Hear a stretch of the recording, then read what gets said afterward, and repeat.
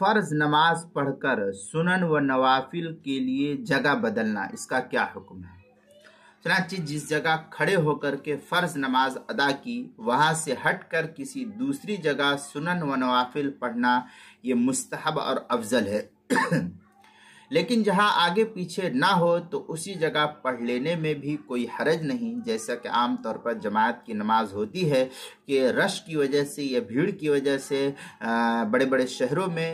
آگے پیچھے ہونا مشکل ہے، تو پھر اسی مقام پر سنت اور نفل پڑھنے میں کوئی حرج نہیں، لیکن جہاں کشادگی ہے تو پھر وہاں ہٹ کر کے پڑھنا یہی مستحب عمل ہے۔ فتاوی شام میں ہے وَيَكْرَهُ لِلْإِمَامِ التَّنَفُّلُ فِي مَكَانِهِ لَا لِلْمُتَمِّ قَوْلُهُ لَا لِلْمُتَمِّ وَمِثْلُ الْمُنْفَرِدِ لَمَّا فِي الْمُنْيَا وَشَرْحُهَا أَيْ الْمُقْتَدِي وَالْمُنْفَرِدِ فَإِنَّهُمَا إِنْ لبث أو قام إلى التطوع في مكانها الذي صليها في المكتوبة۔ اس طریقے